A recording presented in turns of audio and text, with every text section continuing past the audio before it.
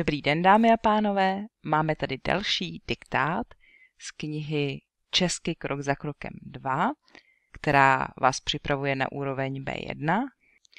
A dnes to bude z lekce 10, která je zaměřená na sporty a hry. Opět budete nejdřív poslouchat a přitom psát, potom budete kontrolovat a číst nahlas. Jestli je pro vás diktát moc rychlý, můžete video zastavit nebo zpomalit, ale jestli chcete, je možné ho taky zrychlit. Na YouTube najdete nastavení, je to, myslím, u videa vpravo dole a tam můžete změnit rychlost přehrávání. Jestli se vám moje videa líbí, prosím jděte na patreon.com/iLearnCzech a můžete mě tam podpořit. Předem moc děkuju. Jdeme na diktát. Bude to 10 vět. 1. Při tenisu je třeba odbít míček přes síť. Při tenisu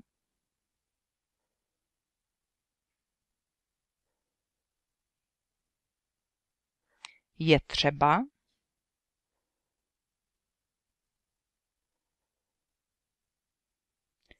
odbít míček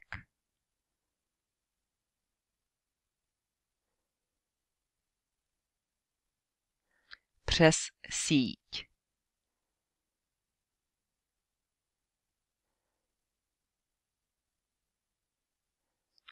Při tenisu je třeba odbít míček přes síť.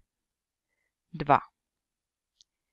Nejlepší je hodit šipky do středu terče. Nejlepší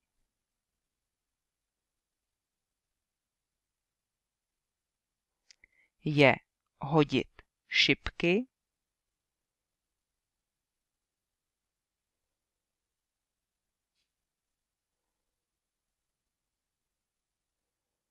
do středu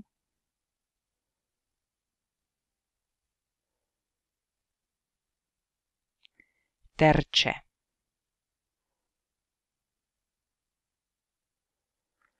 Nejlepší je hodit šipky do středu terče. 3. Kopl míč přes celé hřiště a trefil se do brány. Kopl míč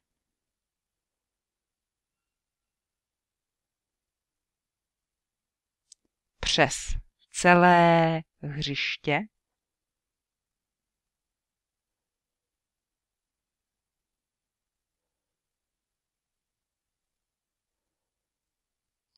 a trefil se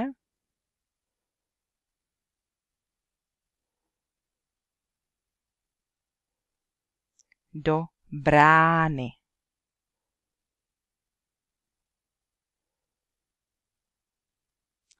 Kopl míč přes celé hřiště a trefil se do brány.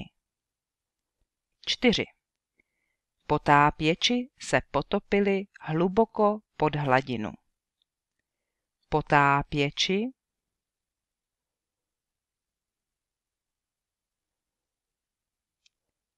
se potopili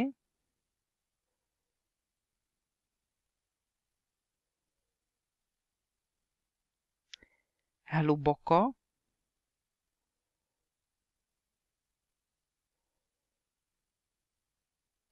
pod hladinu.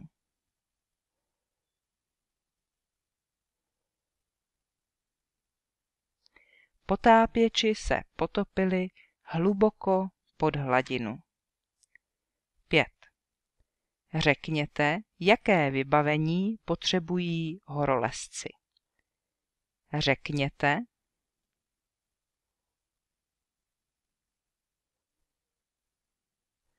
Jaké vybavení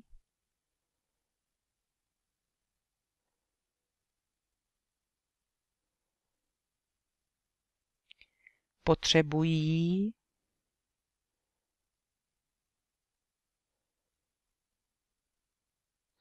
horolezci?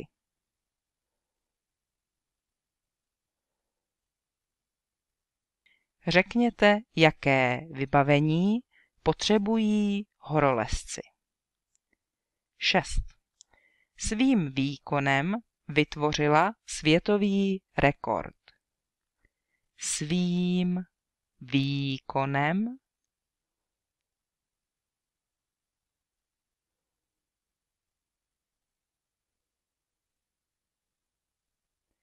vytvořila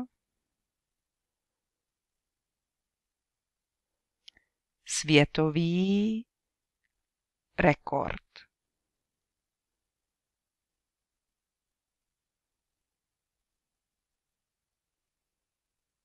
Svým výkonem vytvořila světový rekord. 7. Nepodařilo se jí to, protože byla příliš vyčerpaná. Nepodařilo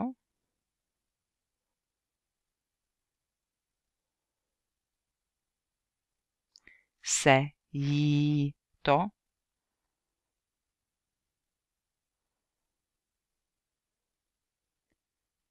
protože byla příliš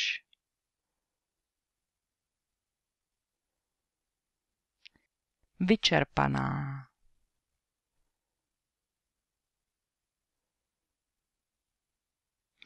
Nepodařilo se jí to, protože byla příliš vyčerpaná. 8.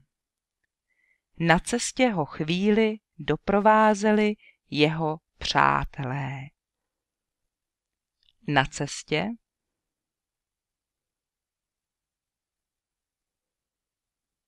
ho chvíli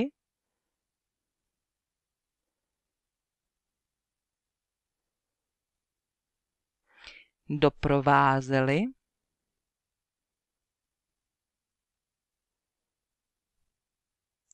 jeho přátelé.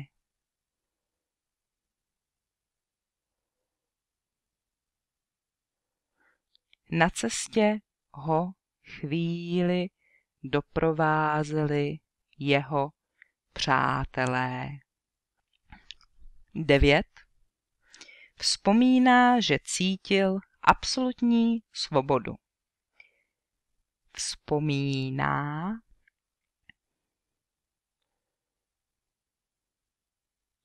že cítil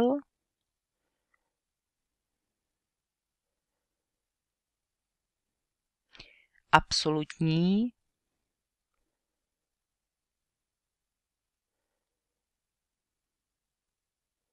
svobodu.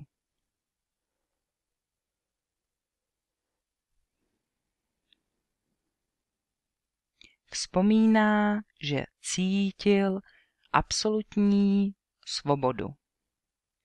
10. Účastní se cyklomaratonů a extrémních závodů. Účastní se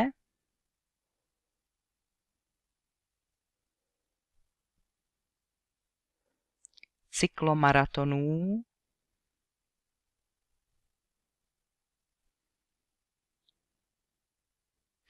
a extrémních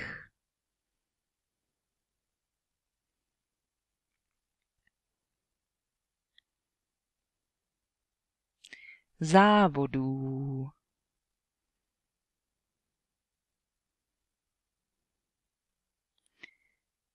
Účastní se cyklomaratonů a extrémních závodů. Přečtu všechno ještě jednou. 1. Při tenisu je třeba odbít míček přes síť. 2. Nejlepší je hodit šipky do středu terče. 3. Kopl míč přes celé hřiště a trefil se do brány. 4. Potápěči se potopili hluboko pod hladinu. 5. Řekněte, jaké vybavení potřebují horolezci. 6. Svým výkonem vytvořila světový rekord. 7. Nepodařilo se jí to, protože byla příliš vyčerpaná. 8. Na cestě ho chvíli doprovázeli jeho přátelé. 9.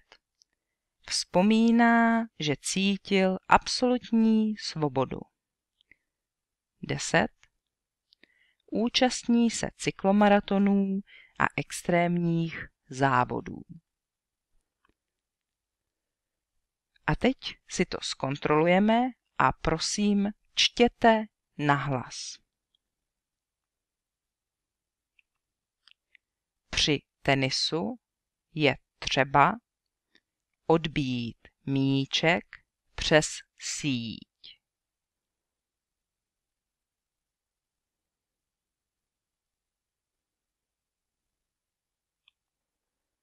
Nejlepší je hodit šipky do středu terče.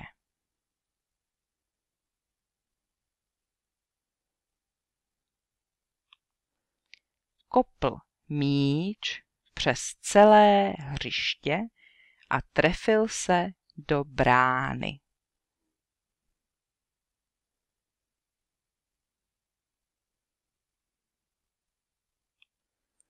Potápěči se potopili hluboko pod hladinu.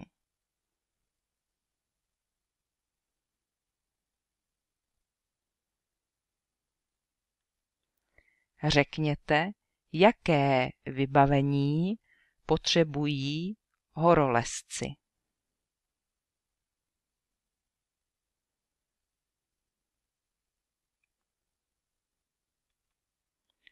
Svým výkonem vytvořila světový rekord.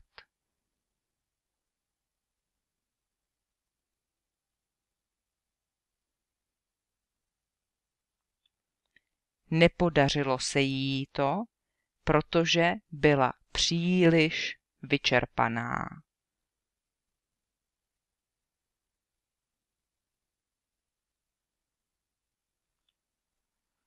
Na cestě ho chvíli doprovázeli jeho přátelé.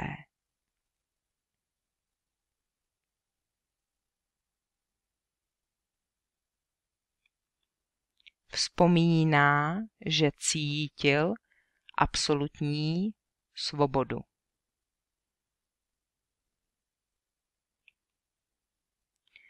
Účastní se cyklomaratonů a extrémních závodů.